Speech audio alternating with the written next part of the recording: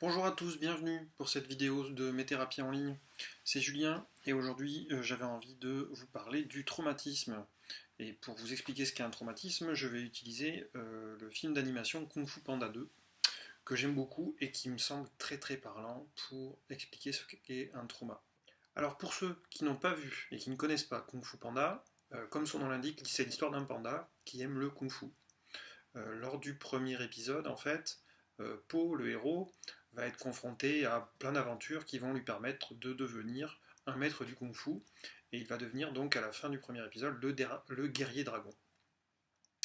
Au début du deuxième épisode, qu'on va exploiter aujourd'hui, Po se retrouve à défendre un village de musiciens qui est attaqué par une meute de loups, et il y a un événement très particulier qui apparaît au cours de ce combat, et je vais vous le présenter maintenant. Alors d'abord, je vais commencer par vous montrer un extrait dans lequel Po montre toutes ses capacités en arts martiaux de maître de guerrier dragon, et on regarde ça.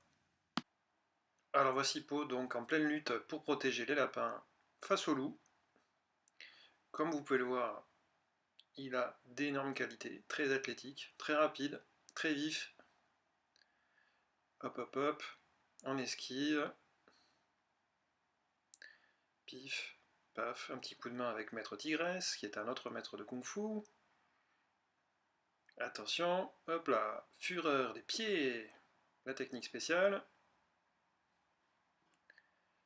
L'atterrissage et l'enchaînement avec tous les maîtres et amis de Po. Voilà, donc là on vient bien de voir à quel point Po est très bon en Kung Fu, il n'y a aucun problème. Il gère très bien toute forme d'agression. On ne peut pas vraiment dire là qu'il est traumatisé. Hein, je pense que là, on aurait du mal à se dire que Po a un problème. Mais maintenant, je vais vous montrer un autre extrait qui est juste après celui-là, et pour vous montrer maintenant qu'est-ce qui se passe pour lui. Donc là, la Po va être remerciée par les lapins, mais vous voyez qu'un autre loup arrive. On se dit qu'il va vraiment lui mettre sa raclée au loup, et pas du tout. En fait, vous voyez que Po est replongé dans son passé, apparemment, et ne sait plus quoi faire, et donc prend un énorme coup de marteau dans la tête, avant de s'effondrer sur les lapins.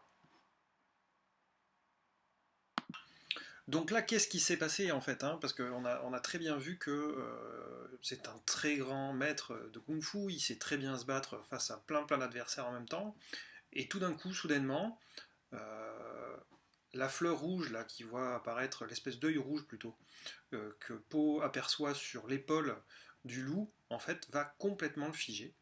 Il va se retrouver complètement projeté à une autre époque de sa vie. Il est plus du tout dans le présent à combattre le loup, là il part complètement, et on voit une femelle panda apparemment, hein, qui a l'air d'être sa mère, et Po perd tous ses moyens et donc se retrouve à prendre un énorme coup de massue de la part du loup. Donc ce qui est très bien fait dans cet extrait, c'est effectivement le côté changement d'époque et changement de temporalité en fait. Un traumatisme, c'est vraiment ça. Dans le cas d'un traumatisme, en fait, on se retrouve vraiment à devoir gérer en nous des époques complètement différentes. Ça s'impose à nous. Hein, on voit bien que là, Po subit totalement ce fonctionnement. Il ne décide pas de se rappeler de ce souvenir-là. On appelle ça un flashback. Hein. On a un déclencheur qui est le symbole sur le loup, l'œil rouge, qui va tout d'un coup projeter Po dans le passé, voir des images qui n'ont plus rien à voir avec le présent, le flashback, et ensuite Po va se retrouver donc à devoir gérer cette espèce d'intrusion qui l'empêche de gérer son moment présent. Et bien dans le cas de traumatisme qu'on a pu subir, eh bien on va se retrouver dans le même cas que lui. C'est-à-dire que des déclencheurs, alors qui peuvent être externes, là c'était l'œil sur l'épaule du loup.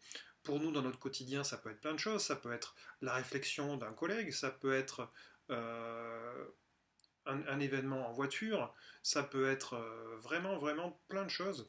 Donc ça, c'est pour tout ce qui est externe, des déclencheurs externes, mais ça peut être aussi des déclenchements internes. C'est-à-dire qu'on peut simplement repenser à quelque chose qui va nous replonger dans une situation du passé qu'on n'a pas digérée.